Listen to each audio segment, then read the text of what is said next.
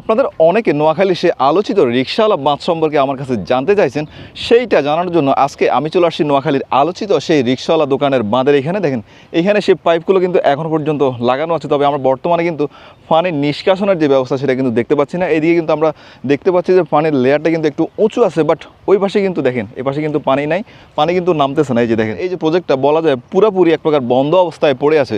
যাই হোক, স্থানীয়দের কাছ থেকে যতটুকু জানতে পারছি হয়তো কয়েকদিনের মধ্যে নাকি এটা চালু করা হবে। আপনাদেরকে আমি কয়েকটা কথা ক্লিয়ার করে রাখি। অনেকে মনে করেন এইটা হচ্ছে নোয়াখালী খাল, আমরা কিন্তু ব্যক্তিগতভাবে সেটাই মনে করতাম, তবে স্থানীয়রা বলতেছেন এইটা নাকি বাবুল আক্তার খাল, যেটাকে আবার আলগি খাল কিংবা চর মন্ডালিয়া খাল হিসেবে অনেকে বলতেছে। অরিজিনাল যে নোয়াখালী খাল সেটা নাকি আরও ওই দিকটায় ভেতরের দিকটায় ওইদিকে গেছে, আর এই দিকটায় যেটা গেছে এটা হচ্ছে মূলত চর মন্ডালিয়া খাল, সামনে হচ্ছে চাপরাশির খাল এবং এইটা বামনী নদীর সাথে গিয়ে মিশেছে। নোয়াখালীর কবিরহাট, বেগমগঞ্জ ও সদর উপজেলার অনেকে মনে করে থাকেন যে এই বাঁধের কারণে হচ্ছে তাদের জলাবদ্ধতা সৃষ্টি হয়। আসলে এই জলাবদ্ধতা কেন সৃষ্টি হচ্ছে বা এই বাঁধটা কাটার কোনো সামনে পরিকল্পনা আছে কিনা আমরা এখানকার স্থানীয় মানুষজন থেকে সেটা জানার চেষ্টা করবো। চলেন। আসসালামু আলাইকুম, ভালো আছেন? জি আলহামদুলিল্লাহ ভালো আছি। আপনি কি এখানকার স্থানীয়? জি স্থানীয়। আপনার নাম? আমার নাম জাহিদুল ইসলাম। আচ্ছা, এই যে বাঁধটা দেওয়া হয়েছে, নোয়াখালীবাসীর দাবি হচ্ছে এই বাঁধের কারণে নাকি নোয়াখালীতে জলাবদ্ধতা, এর ব্যাপারে কি বলবেন?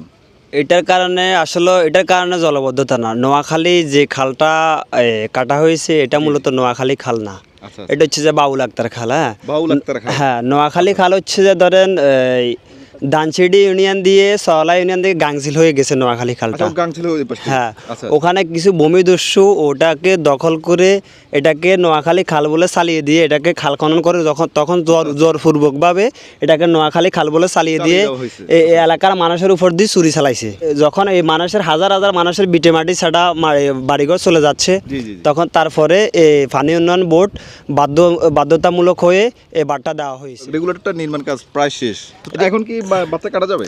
আমাদের দাবি হচ্ছে যে নোয়াখালী খালটা পূর্ণ উদ্ধার। হ্যাঁ, আর এই বাঁধটা কাটা যাবে, সমস্যা নেই, কিন্তু আমাদের যে রেগুলেটর হচ্ছে 19 জালার এই রেগুলেটরটা পানি লোড নেওয়ার মতো পুরো নোয়াখালীর তার ক্যাপাসিটি নেই।